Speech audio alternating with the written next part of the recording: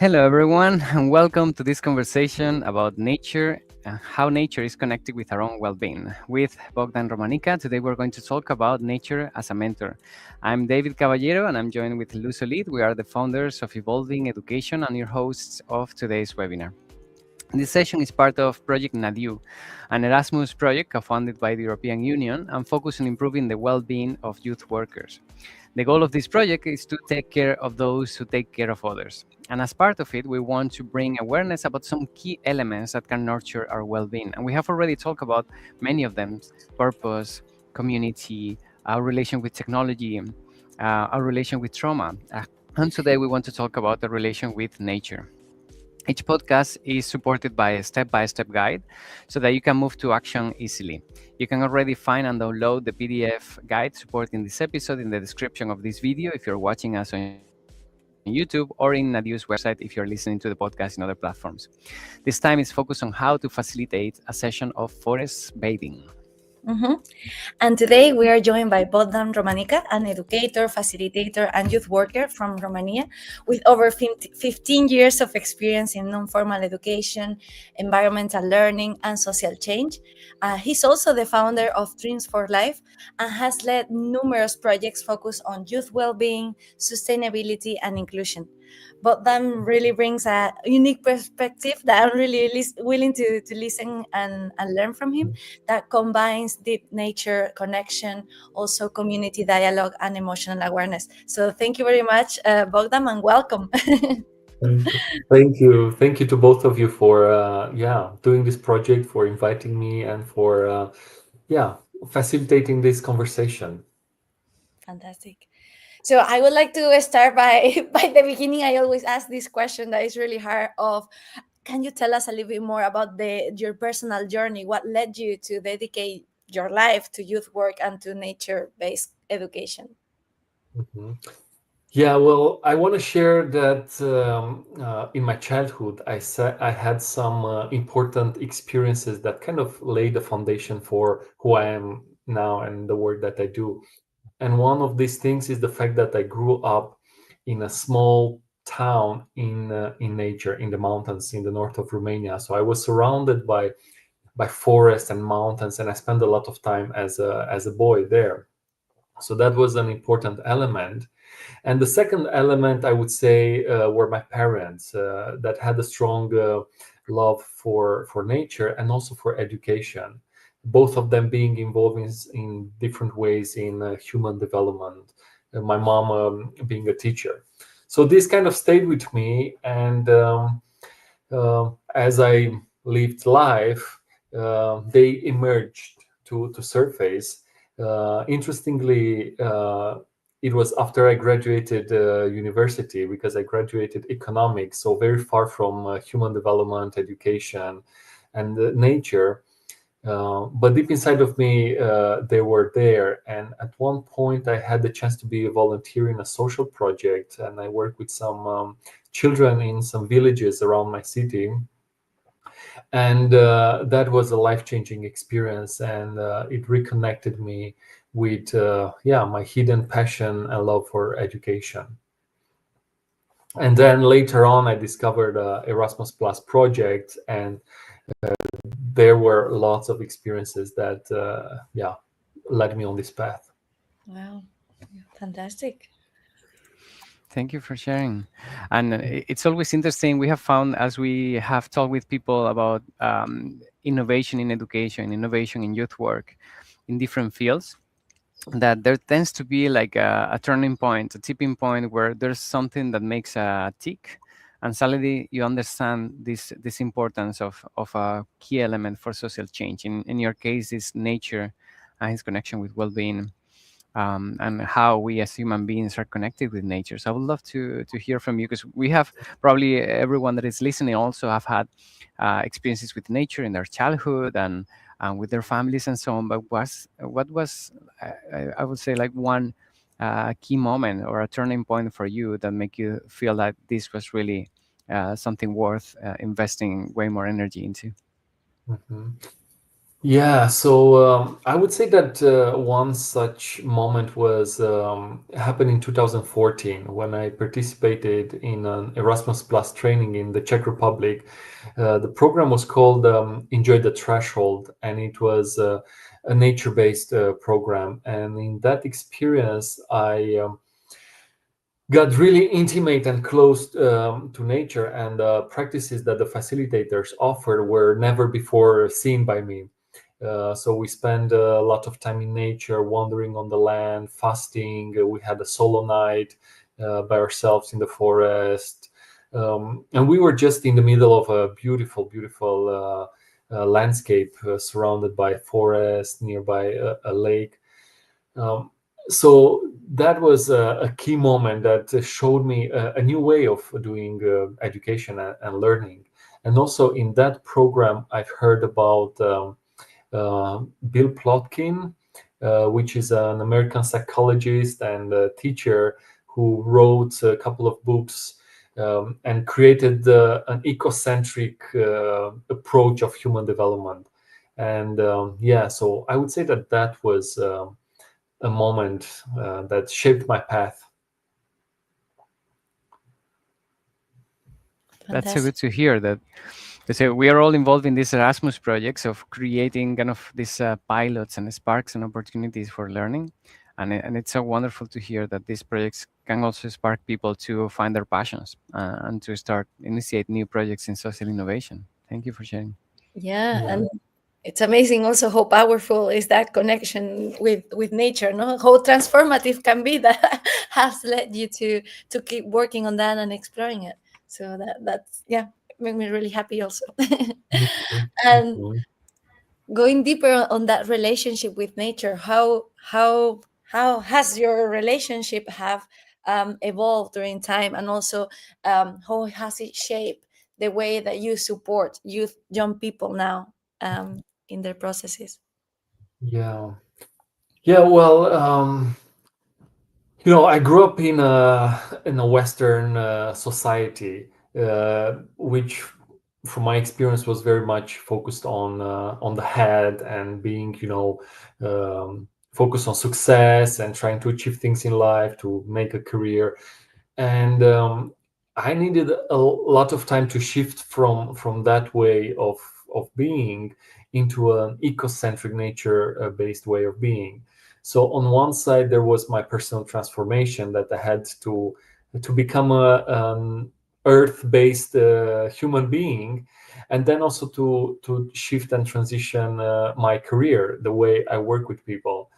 So yeah, this journey was characterized by lots of trainings and courses. I went to lots of programs, and especially in Western Europe, like England, in the UK, or US, where I immersed myself in nature-based learning, nature connection, eco-psychology, and this on one side show me new ways of being engaged with nature, of communicating with nature, but also new ways of facilitating human development. And yeah, it has been a beautiful journey that is constantly evolving. Because at one point I had a question: how can I see and perceive the natural world as a living organism and as a living entity? Because I was looking at it, with a rational mind, that they're just they just matter. But I wanted also to have a deep spiritual understanding and felt sense of the natural world. Hmm. And I wonder what core elements did you learn, or what do you discover in that exploration? Yeah. Well, one of the things is that I'm just a small part in a big story, because I often saw myself as the center of the universe, having this anthropocentric mindset. But just to see myself as a simple part of a big creation, and to understand that. There's a large intelligence that is animating and holding all this. And another idea that touched me was to feel that the earth is dreaming us, is dreaming the beings, and we are in a constant evolutionary journey. And yeah, and yeah. That's beautiful. Mhm. The earth is dreaming us. Yeah, what a beautiful message. And as you started your story of, I grew up in this Western culture. I connected a lot with that because I'm from a little village in the countryside, about 3,000 people large. Like originally, I was born and raised in there. And nature was very present along my childhood. Like I was always with a bicycle, going to the river, fishing crabs, and uh, building huts. Stuff like that was very common in my childhood, which I adore. It was really fun and free. But also there was this message that success was about getting as far away from nature as possible. Like right, success was moving to a big city, to a flat where everything was pre-made, white, with flat, clean surfaces, and everything polished. Um, so I unconsciously, or I just followed those steps, right, on that path to success. I ended up living in big cities, in London, for instance. And I'm feeling completely disconnected from nature. I'm jumping from the subway to other Mhm. public transportation, the chaos of traffic, and so on. um, and it has taken me a long time to find that connection with nature. It wasn't just something nice to romanticize of childhood, but it's like a core part of having a healthy life. Mhm. It's as simple as that, and how much healthy and grounded I feel when I can put my feet on the ground. Now that we're back in to live in nature. You can see in Lou's background that we have almost no walls, or as few as possible, which is not great for the rainy season. There's Mhm. also hurricane season and terrible for with terrible design for that. We made it ourselves with a very little experience, but it get us in contact with nature on a daily basis. We want it or not, with all the bees and all the mosquitoes and everything that comes in between. Because I think that's a I think that this is a key thing of our relationship with nature, that we see it as something beautiful, that I go and have this beautiful experience and take nice pictures, but nature can also be uncomfortable, and that's okay. Because I think like the way that we are living, everything is taking us to live more and more comfortably, Mhm. right? When I go back to my family home, um, I must say I like kind of merge with the sofa. Like the everything in there is so well made for comfort. The TV, the sofa set, the candies around, that I just become like part of the sofa. And for the couple of weeks that I'm visiting, I'm like another person. I completely, my lifestyle changes to really passive, passively consuming information that is presented in a screen.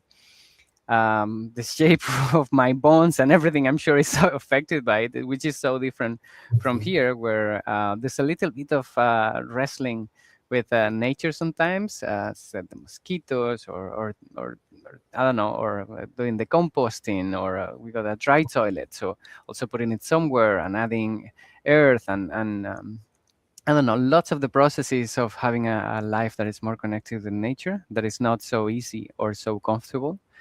But I feel it just makes life so much worth living, in Mhm. a way. I don't know if you have experienced this as well.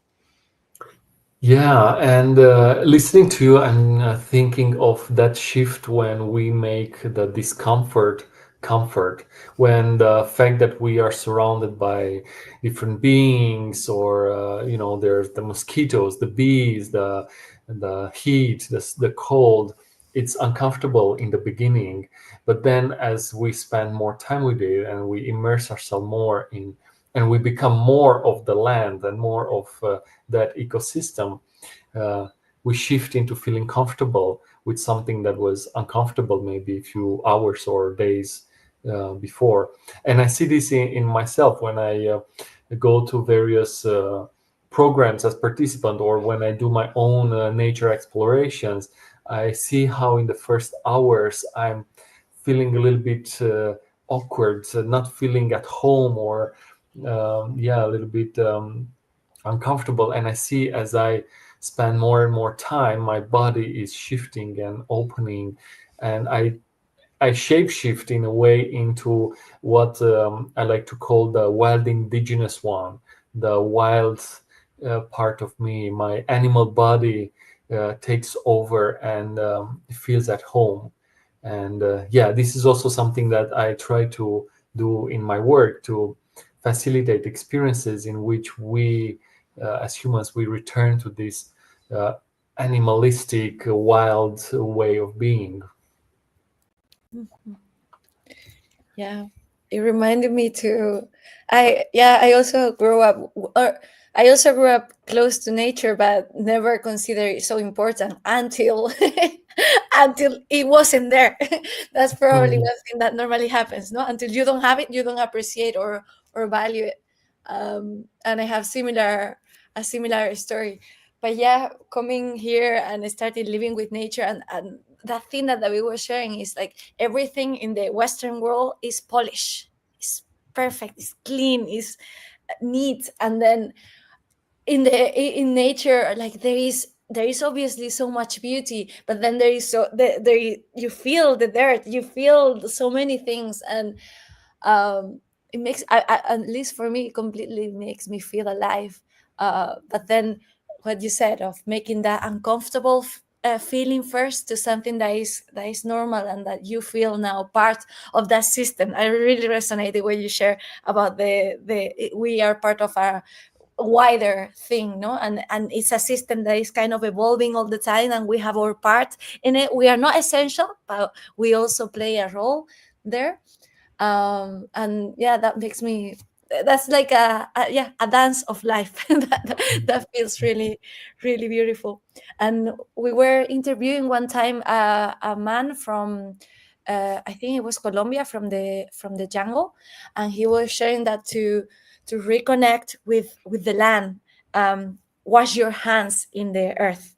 And that was like, Mm. I He started was by. one of the elders of the Pasto people in the south of Colombia. Yeah, he said, "Clean your hands in the soil." Yeah, and that for me has become something that now when I start planting and yeah, putting the seeds and so on, it seems like I get all my nails completely black, no, from the from the earth. But then it's like, oh, it feels so good, that connection, and it's so nurturing. It's Hmm. we give and take. Yeah, though it's been a process, right? I think to reach this moment, and there's probably way more to go. But I guess that as we were traveling with a backpack around the world, sleeping in a yurt in the middle of the Mongolian desert, and then in a permaculture farm in the Philippines, and in a school in a rural area in Myanmar, like through all these different experiences, you get used to a high level of uncertainty, a high level of discomfort, and just adapting to things. So then I think that opened the room for us to exploring lots of other things that we hadn't seen or done before, like having our own garden and dry toilet and rainwater catchment and things like that. Just as with this mindset of testing and openness to the possibilities. Now people come to our house and they're like, so you are an expert on permaculture. So it's like, no, everything you see is the first time we do. We just look for some YouTube videos, gave it a try, didn't work, try a second time, and this is the current state. If you come in a year, it will probably be different. Um, it's just evolving all the time. Mhm. Yeah. But not nowadays, it seems like we need some sort of evidence or reason to accept that nature is important for us. So I would like to know from you, Bogdan, and your work also communicating the importance of nature. Why do you think that nature is such a powerful element in key things like emotional, mental, and even social well-being? Yeah, well, first of all, we are humans and we are part of nature, so we cannot be split from nature. Even though, let's say, the industrial societies, they kind of increase the gap between humans and nature, and kind of the separation grew. But we are, and we will always be nature. And I think we need to spend as much time as possible in nature, so we attune ourselves with a natural way of being.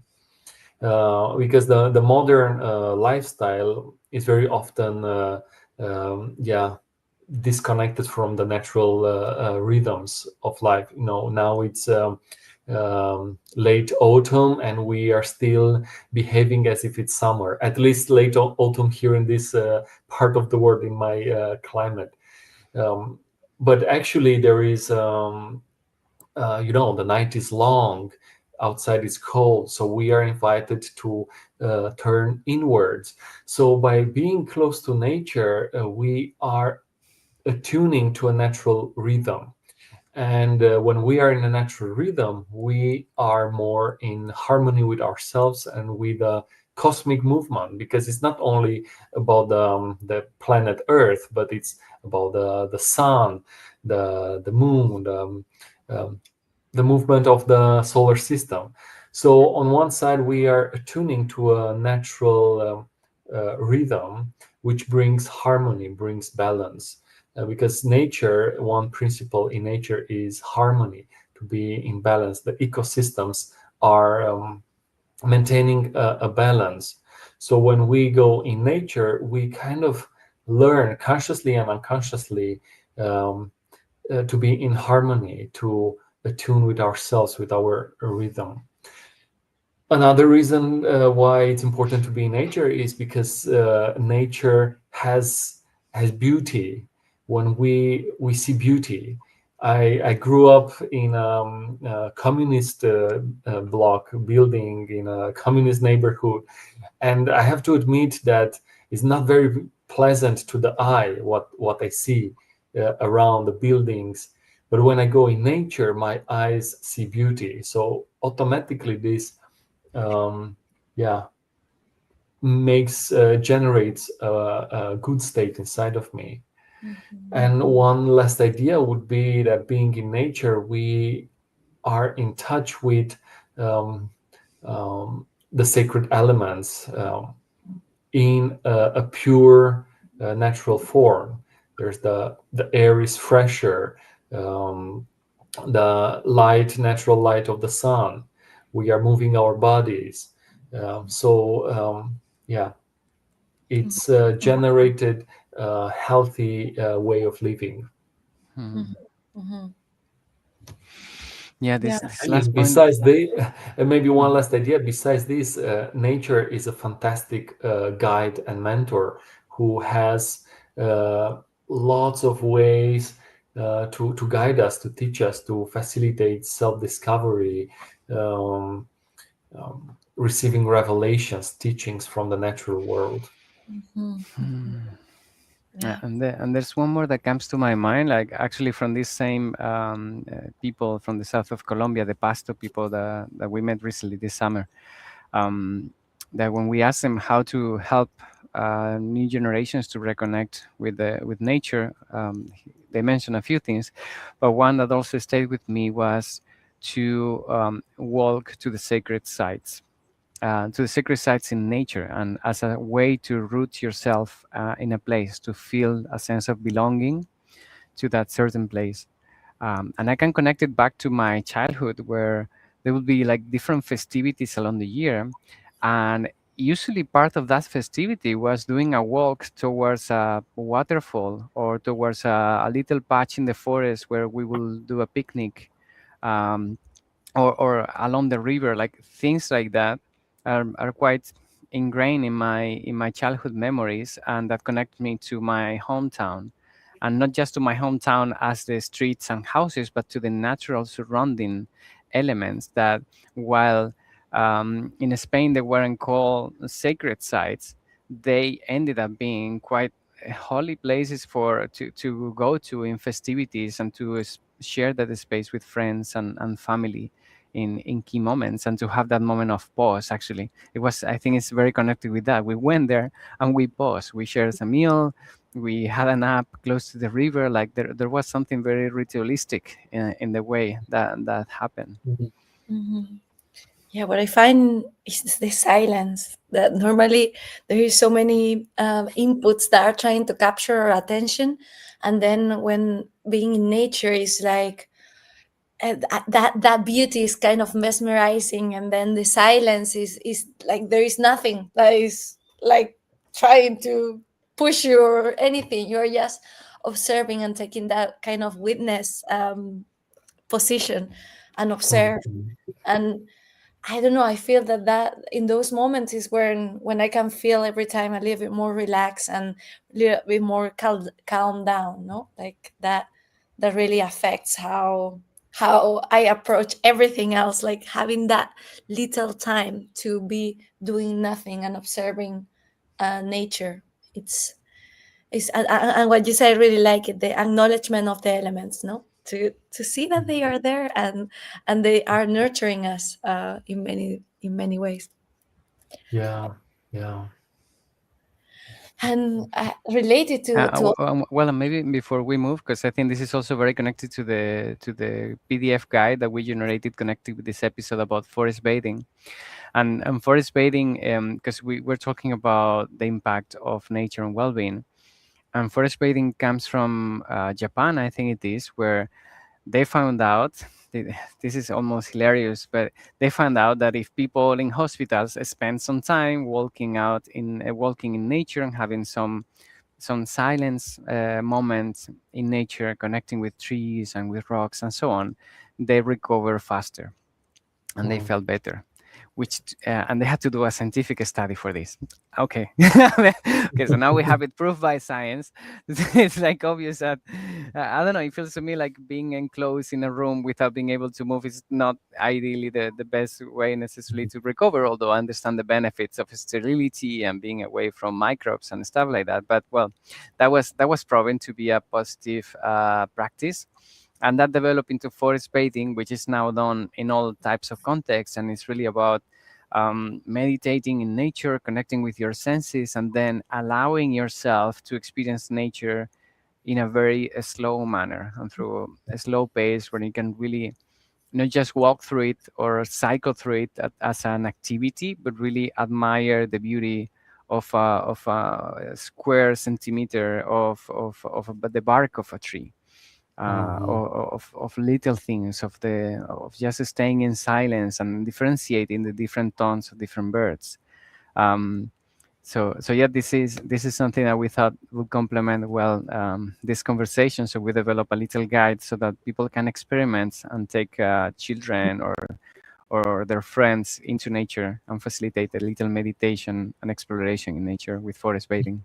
Mhm. And David, while you were speaking, it came to me this thing of, because in those moments we are kind of listening, no, we are observing, and there is an observation to the outside world, but also it's kind of reflected also in the inside world. And maybe through that silence and through that listening, we can start actually acknowledging things that are going on inside us, and kind of releasing them also. And that obviously is gonna support health, because there are so many different things that we are accumulating in our bodies as that we don't notice, but then through these practices of stopping, pausing, silence, listening, that really helps to start letting them little by little being released and disappear from our bodies, no. Yeah, beautiful. It just came to me when David was showing. You say, "Oh, we're actually listening, or willing with our attention in the present, and like there." And related to these things, I was really wondering about the different rituals or practices that people can use in their work with youth, in order to develop these things. Yeah, what worked for you? Yeah. Yeah. Well, I like I use lots of practices, and there's like a continuum, and there are practices that focus more on nature connection and developing this the relationship with nature, and there are also practices that are nature based, but focus more on the inner exploration and inner work. But some practices, for example, for nature connection, I like to start, especially if people are new to this kind of work, with some sensory opening activities. Just, going outside with a group of people and asking them to close their eyes and to pay attention to the sounds that they hear, to the smell of the nature. Then asking them to feel, to touch the ground, bark, stones. And something that I like to ask people to put their hands like this, so they hear the sounds with more intensity. So a practice for opening the senses. Another practice is the seed spot, and this practice is quite famous and fundamental. And basically, you just ask people to find a spot in nature and to sit there for 15, 20, 30 minutes, and just to sit in that spot and to observe and look around. And the power of this practice is amplified if the people return to the same spot several times, several days, so they begin to observe new things every time. Another practice is the wandering in nature and exploring nature. It's an individual practice, and we, as facilitators, we offer the participants various invitations. For example, wander the land, go wherever your body is calling you, where you feel intuitively drawn to, and look for a place that emanates strength or compassion. So then you focus on specific things, or look for a being on the land and have some conversation with that being, or see what that being says about you and who you are in this moment of your life. And this wandering on the land, ideally it's 1 hour 45 minutes, but ideally is to be more, like 2-3 hours, even half a day or more. And then another practice is to share in circle, so people return with experiences from their wanders, and then we sit in circle, and we have a talking object, which is an object from nature, a stone, a piece of wood, and people share their experience. And by going in circle, it's a nature-based practice, because the rhythms of nature go in circle. The earth is round, it's in a circle. And maybe just to conclude with a few more ideas, there's dance and movement and embodiment and storytelling. I like stories with natural beings. So instead of telling a story with a king and a queen and a prince and a princess, I like to tell stories with a coyote and a bear and a wolf and a spider. So that's even more nature infusion through such stories. Beautiful, beautiful, beautiful. So many good ideas, and all of them relatively easy to implement. It's just about starting trying them, because I'm not saying that it doesn't take mastery, because it does. Like, to facilitate any of these processes really well, you need a lot of practice to be able to really model that pose, to be able to guide the circle. It takes mastery and practice, but anyone can start. Anyone can take this invitation. I love the spot. What was the name? A spot sitting? Seed spot, a Seat seed spot. spot. I'm Yeah, definitely seed going to spot. do that. Because you just sit in a place for 15 minutes and suddenly you discover so much beauty all around you, and the little insects and the shape of this leaf, and yeah, It's beautiful, and it helps to connect with so much with that space. Mhm. Yeah. And the circle for reflection, that's something that I found so meaningful. We were this summer in Bulgaria for a nature-based facilitator training, um, with natural explorer who are partners of both of us, and they're amazing. We went to Chatama forest, which felt like uh, a nature cathedral. Really was. It's really a holy place. It's like a mountain with these huge trees and the lake. The place is amazing. So we had some of these practices. For instance, one that I stayed with me was wandering in silence, each of us in nature for 30-40 minutes, and then bringing an object, something that called your attention, without really any more um, instructions. Just bring something. And the story that each of us tells through that object, it's amazingly deep, and it helps so much for self-awareness, and empathy among the group. It tells so much about our needs and our traumas and our past experiences and our dreams, depending on what the person at that moment is needing the most. And it just happened, something that happens naturally through nature. So that was very meaningful. But then also we had reflection circles. We were a big group, so we made a smaller groups of 5 to 7 people, and we met every evening in a circle to reflect on the day, on what we took from us. And sometimes it ended up stretching for hours, because we were going so deep into our own stories, and it really helped to build a really strong community as well. Mhm. Something that comes to my mind that I started doing recently is dancing in the beach. So there is a group of women that join here, and they have a playlist, and we all dance in the beach, in the sunset. And I have Like a noticed, silence disco, so each of them have their own kind of. yeah, it's for the people outside it must be weird, but for us it makes all the sense.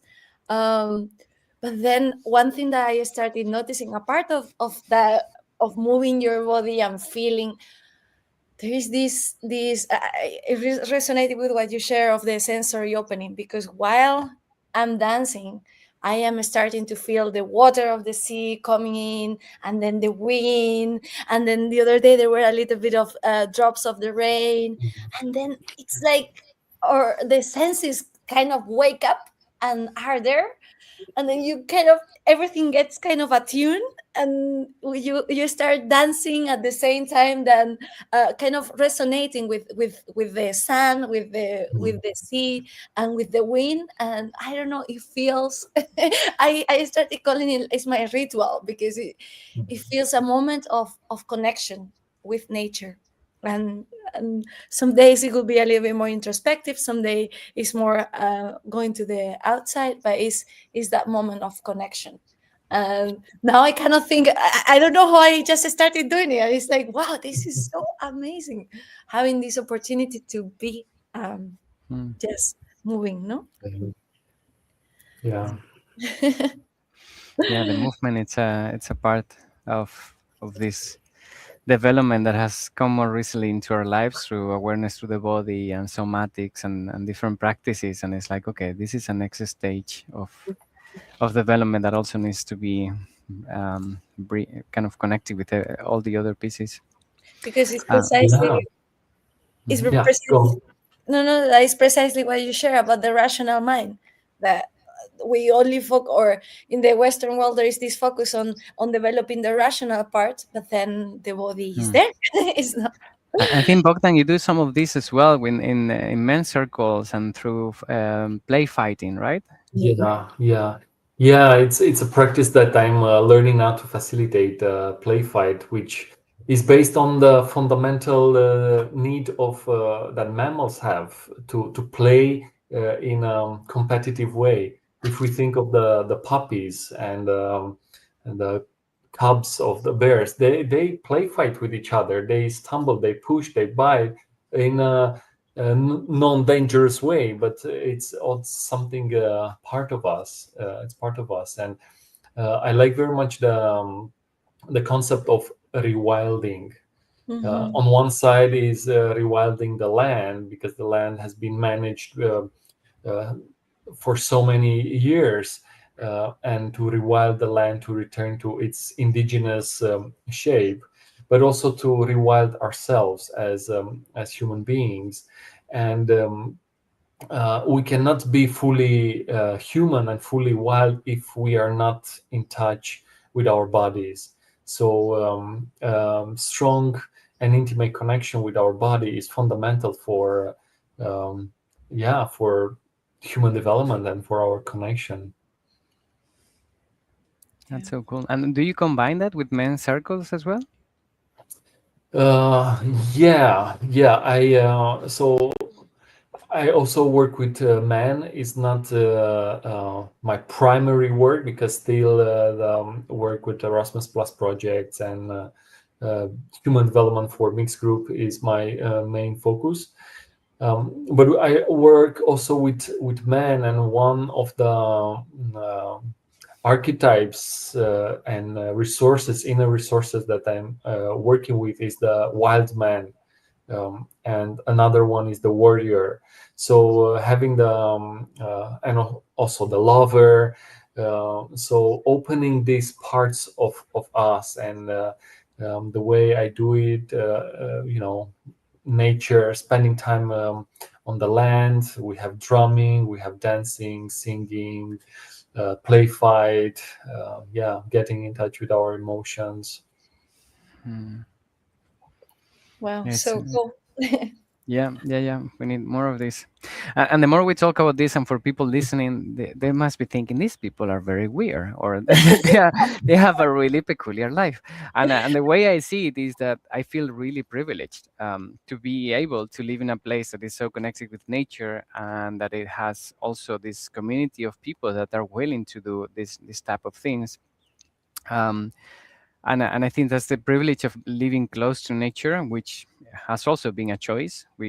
As I told in a bit in our story, but I would like to hear from you, Bogdan, and to discuss all of us what can we do in this disconnect, it seems, in between cities and rural areas, and youth that are growing in cities, completely disconnected from nature, and youth that are growing in rural areas, feeling that nature is something to avoid. If you want to success, you have to move to the city, like like in my story. Like how do you see these interplays in between these two areas? Yeah, well, yeah, it's a very good question, and because I grew up, I spent a lot of time in villages as well. I grew up a lot with my grandparents, and they had animals, and we were going in forest to pick up wood or mushrooms. But in those times, for me, the land, nature was a resource to be used. So there was still this pragmatic way of looking at the land, and maybe other people that live in rural areas, in villages, maybe that are connected with farming, maybe they still see nature as a resource. Completely, yeah. So we need to make this shift from nature as a resource to nature as a source, as a home, and this needs to happen through a shifting from being disconnected from nature to being deeply connected. And looking at my journey with nature connection, this shift was possible by seeing other people being connected with nature and being guided by others who are more connected than me, guiding me through that. So I would see it maybe in a way that more and more facilitators become nature-based facilitators, and they facilitate this transition, this shift in people's consciousness. And often this shift has the name of eco awakening. So having speaking about enlightenment or being having an awakening, this speaks about the awakening to seeing the land as our home, and seeing the plants and the trees as our kin and brothers and sisters with whom we can communicate and exchange ideas. And yeah, and I'm gonna share one little story and then give you space to share more. There was someone asked a shaman, how did you know that this plant was good for this disease or for this sickness? And the shaman said, well, the plant told me what is it good for. And having this capacity to perceive and be in conversation with the natural world, that a being is telling us, okay, I'm good for this, take me and use me in this way. And that for me is very fascinating and is motivating me to go deeper on this path. Mm-hmm. Yeah. Yeah. And I add there, it feels good. It feels really, really amazing. Yeah, for me, yeah, completely. Like now, whenever it is missing, it feels that something essential is lacking, and I feel um, maybe a simple example to understand what I'm sharing is that when I go back to Spain, I remember the first time after living with no walls and everything and walking in the sun and so on. It was that when I landed, the, everything was full of concrete, like from whatever I see to the end, like until my eyes could see, everything was concrete. And I started feeling a little bit like, where does the earth breathe here? Like there is a layer of something that stops the breathing. so so Mm, that's that connection, yeah, that we are in dialogue with nature, because we are nature. So yeah, that ability to have those, that really intense connection, it feels good. It feels that you are, at least I feel completely alive. And then everything related to the mental health, to emotional stability, and even purpose in life, it's fed through that relationship with nature. yeah. Mm, yeah.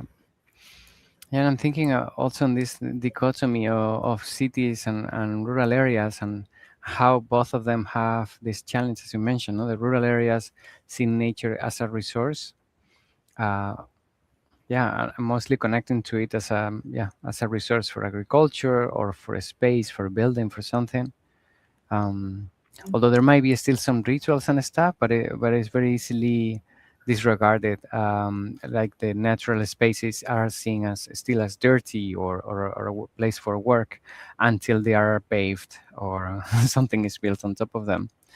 And then from the cities, I feel like there's uh, recently, maybe, well, there's a, in general, a big sense of disconnection. It's just not there, and then nature is used as a holiday tool, as a holiday resource in a way. Go to retreat, to a hike, to camping, but it's something very very, very short in time. And we have noticed, like being in a rural area that also attracts tourism, that whenever we have been living in different places, and when we were in a hostel, in a place where there were other visitants, then whenever there was people coming from the city, the the trash bucket filled like twice like what we will use in a week or two, in terms of the amount of trash that we will generate in a week or two, people generate in a single day, because Mm, how used they were to go into the mall and buy everything plastified and so on, even when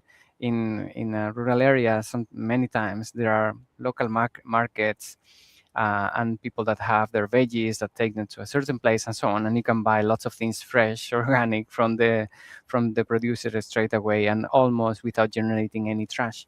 But just the habit of doing something that is more comfortable, taking the cart, and then you find everything in one place, in one big store, instead of going to the market and to different producers and so on.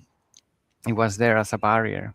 Um, So I don't know. I'm hopeful that I feel like this need for nature is growing, and there's every time more and more people that are seeking these experiences with nature, um, and that also it's spreading to the rural areas, so that they are starting to recognize that growth or progress is not just more concrete and bigger houses, but it's Mhm. also having a strong community, a mental health.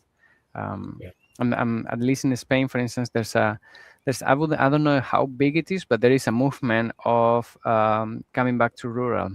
There are lots of small villages that are becoming completely empty as the population keep moving to the big cities, and now there are more and more people that after they follow the conventional path like we did and going to the cities and working for big corporates and so on, they realize I want to live in a rural area. I want to have more connection with nature. I want to have a family in a place where my kids can go to a river and to the countryside on a regular basis. So there's this consciousness, as you said, that is awakening and is spreading. I feel, Yeah. and I think all the things that we're doing, hopefully, it's planting seeds and contributing to that. Definitely. Definitely. Yeah. We are definitely planting seeds and watering plants. Yeah. Yeah. Mhm. And then what can educators and youth workers that are in urban areas and maybe with a little bit more resource limited, how can they integrate nature inspired practices? How can we Hmm. bring them to the cities and to the Yeah, let's not think that it's all about traveling somewhere else. What can they do in the middle of a city, in a school, for instance? Yeah. Well, I'd like to say that bringing nature elements in as many conversations as possible is fundamental. For example, I was telling you about the stories. At one point in my life, when I got more passionate about storytelling, I was very much into stories with, Green Brother stories with kings and queens and stuff like that. And then I realized that it's still too human centric. So then I got into Native American stories, and I saw how the main characters were animals. So just to bring, um, uh, nature elements in conversation. For example, we can ask the children or youth we are working with how do you feel today, and describe this through a natural phenomenon, or natural beings. And someone can say, well, I feel like a bear hibernating, and I'm sleepy and I want to, someone can say, well, I feel like an eagle, I'm strong. And so to bring these stories, then to bring natural elements in the classroom or in the youth center, by having plants or a collection of stones. um, there are parks in the city, or the gardens of the school. So instead of having a session inside, we can just go outside, even though we are still within the school or youth center space. Yeah, bringing songs and singing, having embodiment exercises. I don't know, in the beginning of a session or of a lesson, we can have a warm-up activity, and instead of just doing some regular gym stretching, we can say, okay, now we are gonna embody a cat, so let's stretch like a cat. Or so they are to bring natural elements in as many contexts and ways possible. Mhm. Mhm, mhm. Thank Fantastic. you. Yeah, we just went to a big city in the north of Mexico, Monterrey, to deliver some trainings and workshops. And um, within there's this school, an Saldi school, which is very inspirational. The work that we're doing, connecting different methodologies like socioconstructivism, and a lot of the works of the children were completely nature based. It was pine cones and leaves and making different shapes, and then and then going paintings about their perspective of what they saw of a park, for instance, to help them to see that different people have different perspectives and how conflict can emerge. They use nature as a source, for instance, for to be able to have that conversation with very young children. So I agree, yeah, that we don't need to be in the middle of a massive forest and nature reserve to be able to take little pieces, very low resource, really accessible to lots of people, that can be integrated. And I really like what you said as well about the storytelling, because when we think about nature, we don't tend to think about the storytelling. But if our heroes and our stories are connected with nature, then that can make a really big impact. I'll share with you one story that connected with nature as well. That it comes from Latin America, and it's about the opossum. Do you know this? Is this rodent that has Yeah. a tail without any hair? People don't like it too much overall, right? It's not like a really appreciated animal.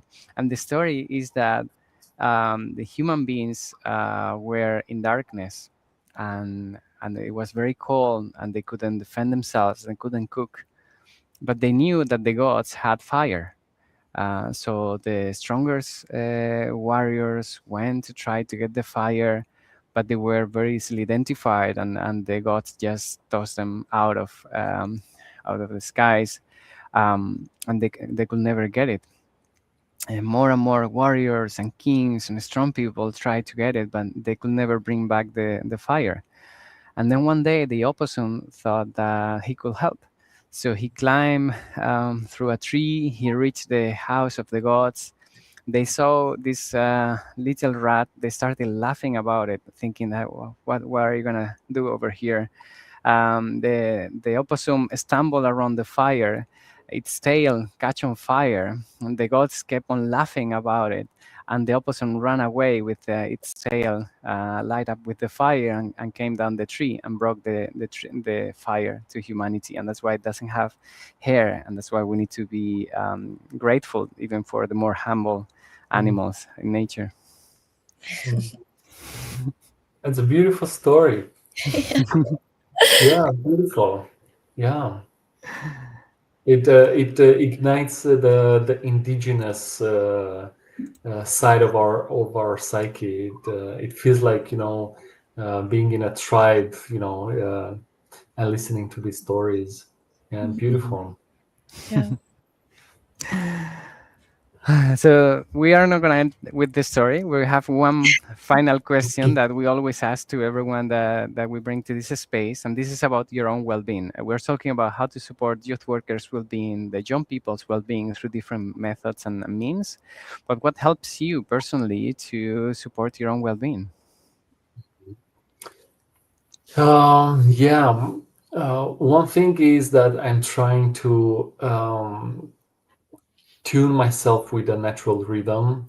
So now, to in this time of the year, to allow myself to be slower, to be more passive, to be more in the being and in the resting rather than in the doing, and yeah, striving for something. Um, Slowing down, walking slower, being more mindful about yeah, my interaction with the natural elements. um, Playing music, indigenous music, is also helping me on my well-being. Yeah, smudging myself with sage or with palo santo, going for walks. I have a dog, and the dog made me go more often in the forest, in nature, for taking her for walks. So yeah, reading about nature, it helps me. Playing music, being in a body, dancing. Um, yeah, and definitely community, which is something that it's uh, it's um, it's a scarce resource nowadays. We are all so connected, but unfortunately, the community sense needs more, yeah, more space. Thank you very much for sharing, Bogdan, and for the full conversation. It was really nice to share ideas, and it's so obvious that we, we love so much to be close to nature, and we see so much potential and benefit in it. So, thank you for sharing. I'm sure this is going to be inspiring to many people, and you already share lots of simple tools that people can take and start playing with them. Mhm. Yeah. Yeah, thank you. It was a great pleasure to get to know you more, to listen to your stories, to make this together, and drop one more seed in the on the soil. Yeah. Yeah, let's Yes. keep planting seeds. Thank you. Thank you very Thank you much. so much. Thank you. Bye bye. Bye.